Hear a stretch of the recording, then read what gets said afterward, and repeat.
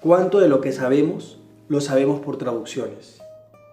Podría medirse la cantidad de canciones, inventos, versos que forman parte de nuestra vida y que provienen de otras culturas. Por su parte, nuestra lengua, nuestro hablar hispánico ha hecho lo suyo. Digamos, ha entregado sus perlas al patrimonio universal. Ciertamente, desde hace décadas, en diversas partes del planeta se han ido gestando entidades, organismos, instituciones de orden supranacional que buscan promover los valores universales, científicos, culturales, humanísticos. Una de estas instituciones es la Fundación Príncipe de Asturias. Desde 1981, cuando crea los premios Príncipe de Asturias, en sus 8 categorías, ha buscado enaltecer y vincularse con los valores antes mencionados. Y de paso, interactuó las relaciones entre el Principado y el heredero de la corona. En una ceremonia formal y de reconocimiento cultural internacional, avalado hasta por la UNESCO, precisamente el heredero de la corona concede en el Teatro Campo Amor, Oviedo, Asturias, España, cada año los galardones. Entrando ya en materia, en cuanto al premio Príncipe de Asturias de las Letras, desde hace 13 años no lo recibía nuestra lengua. El año pasado lo recibió el escritor norteamericano Philip Roth. Lo ha recibido ya hace mucho nuestro premio Nobel Mario Vargas Llosa. En fin, y múltiples escritores intelectuales de valía universal han pasado por este prestigioso premio. En esta ocasión, Mínimas Necesarias y de manera inaugural, cuenta con la presencia del Premio Príncipe de Asturias de las Letras 2013.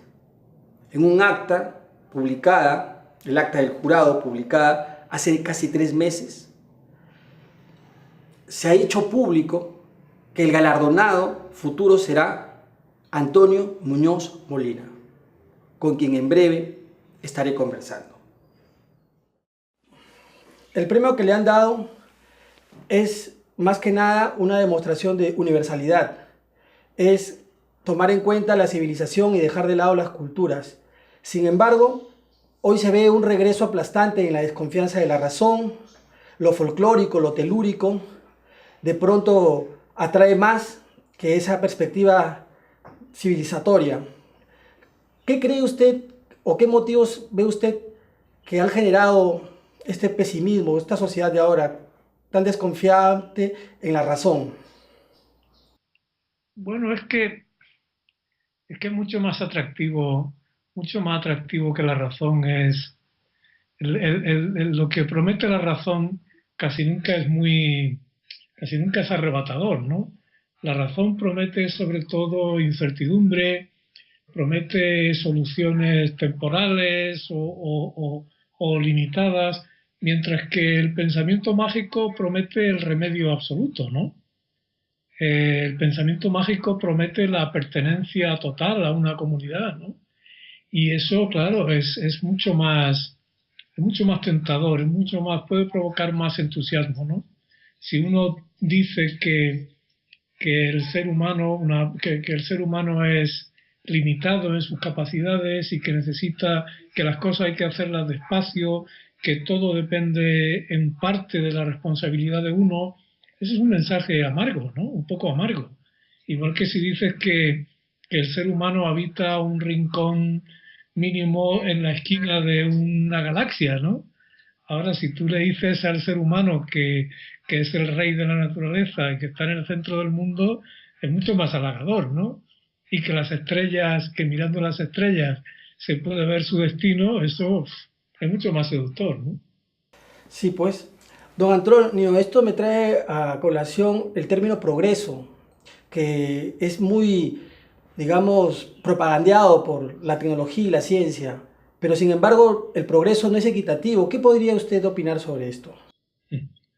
Pero es que el progreso acumulativo solo existe precisamente en la tecnología y en la ciencia, ¿no? en la condición humana y o en las artes, eso no es así.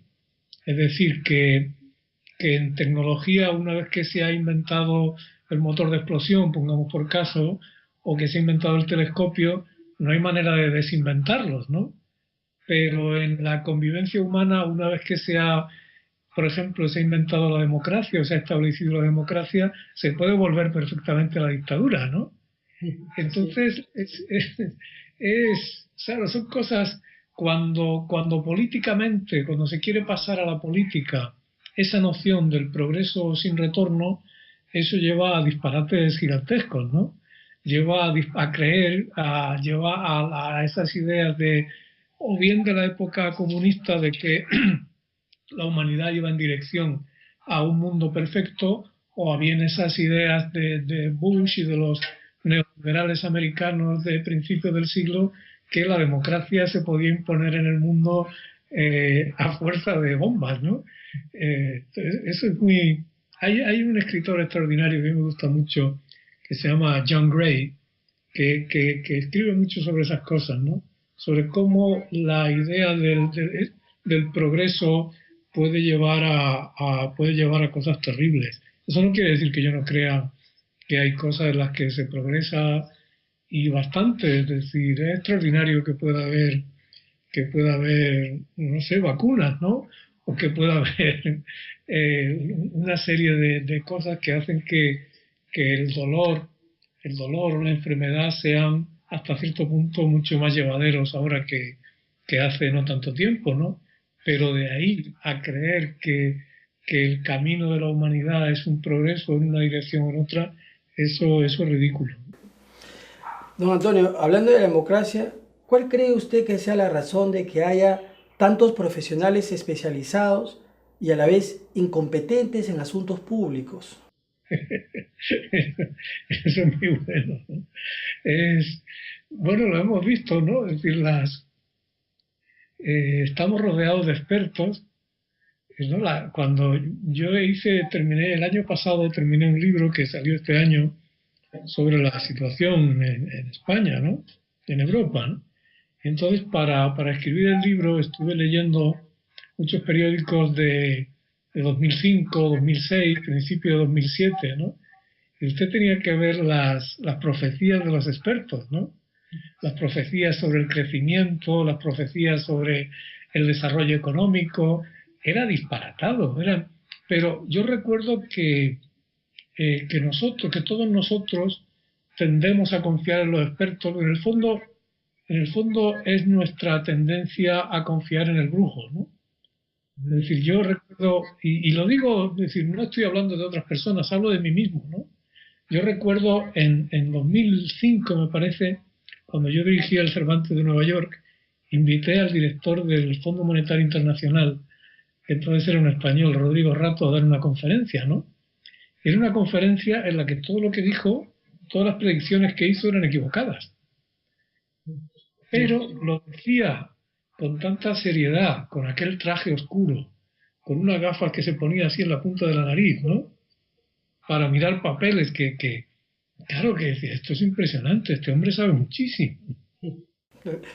Y en la práctica, En realidad sabía lo mismo que usted y que yo, con una diferencia, que usted y yo estamos llenos de incertidumbre, pero él estaba seguro de que aquello era verdad.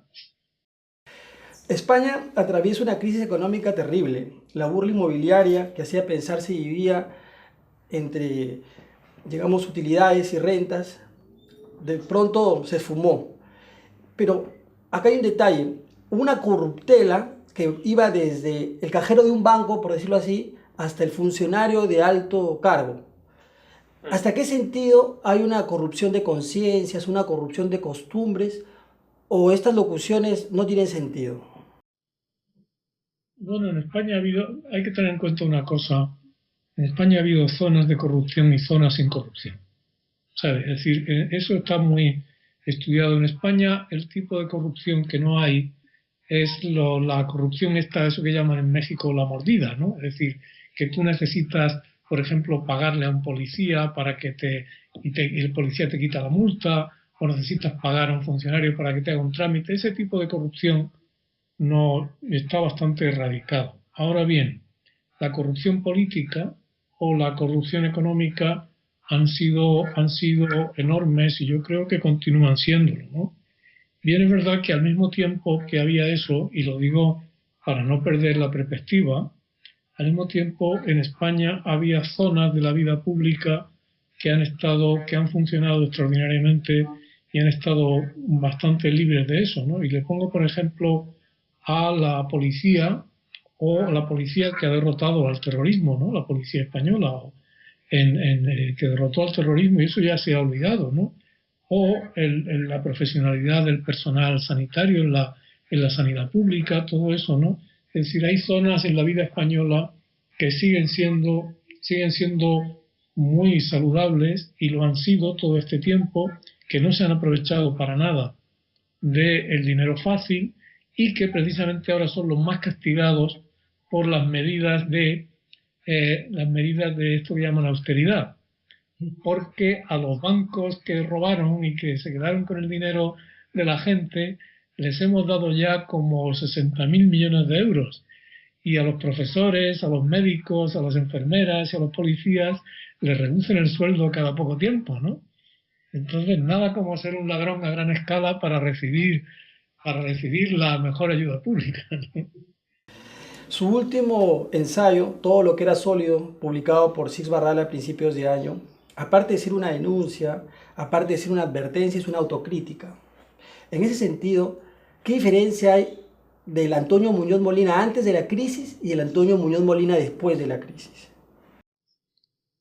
Mire, antes de la crisis y desde hacía bastante tiempo, yo creo que yo había sido bastante crítico en una serie de cosas, ¿no? Que me parecían importantes en la vida española, ¿no? Había sido muy crítico de una especie de frivolidad general y oficial, ¿no? Es decir, en cosas como el abandono de las cosas sustantivas, ¿no? El descuido de la educación, ¿no? O el descuido del ejercicio democrático verdadero, ¿no? La propensión tan extendida en mi país a crear pertenencias tribales, ¿no? En vez de solidaridades democráticas y todo eso, ¿no? Lo que yo no me había dado cuenta era hasta qué punto en todos estos años, en primer lugar, la corrupción se había hecho tan universal, ¿no? La corrupción de lo público, ¿no? Y en segundo lugar, de en qué medida se habían exagerado las diferencias sociales, ¿no? Y sobre eso, no solo en España, ¿no? Eso ha pasado también en Estados Unidos y yo creo que en América Latina, ¿no?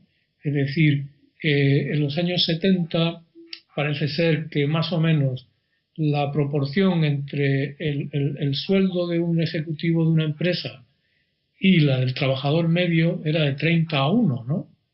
Ahora en España es de 300-1. Imagínense, increíble. Las diferencias sociales, el modo en que eso que llaman en Estados Unidos el 1%, ¿no? O incluso el 1% del 1%. Lo que ha ocurrido en todos estos años, mientras la izquierda estábamos distraídos en otras cosas, ha sido pavoroso, ¿no? Como decía Warren Buffett, le hicieron una vez una pregunta, le preguntaron si creía en la lucha de clases, ¿no? Y él dijo, claro que sí, la hemos ganado nosotros. Don Antonio, y en ese contexto, el efecto hermanador de la literatura, tal y como usted la denominaría alguna vez, digamos, así sea destiempo, podría ser de repente que nuestros políticos no vean a los ciudadanos como cifras, como instrumentos, o ya es demasiado tarde ya. No, pero es que la literatura tiene una manera de influir que es muy soterrada, ¿no? Es muy indirecta. Raras veces se puede vincular la influencia de la literatura con algún cambio mayor en la sensibilidad o en la política, ¿no? Aunque se han dado casos, ¿no? Y todos tenemos claro el ejemplo, por ejemplo, de la cabaña del tío Tom en el siglo XIX, ¿no? O de una manera más general, según dice Steven Pinker, cómo el avance, la difusión de la novela ha corrido paralela a la ampliación de la conciencia sobre la existencia del otro, ¿no? Pero al fin y al cabo lo que hace la literatura es mostrarnos que los otros son semejantes a nosotros, ¿no? Es decir, todos estos de la política, uno de sus grandes negocios es crear divisiones, ¿no? Mientras que lo que hace la literatura es una especie de trabajo de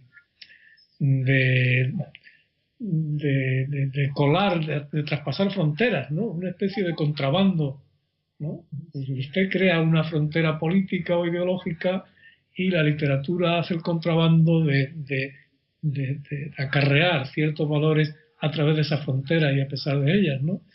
Pero el poder de la literatura es a largo plazo lento y limitado, ¿no? Para mí es muy importante, ¿no? Pero creo que la política solo se cambia con política, ¿no? Es decir, con movilizaciones, con actos cívicos, porque además muchas veces las personas ponen en compartimentos separados la sensibilidad estética y la conciencia política, ¿no? Entonces sabemos que hay personas que tienen una gran sensibilidad literaria, pero que luego son unos canallas en la vida real, ¿no? Entonces, la literatura puede servir para difundir ciertos valores muy importantes, pero la manera de cambiar el mundo es mediante la acción política. Estos han sido los primeros minutos con Antonio Muñoz Molina, quien nos otorgó una extensa entrevista, la cual hemos dividido por razones justamente propias de la extensión en 3 partes. Esperamos que nos acompañen en las próximas 2 ediciones. Hasta siempre.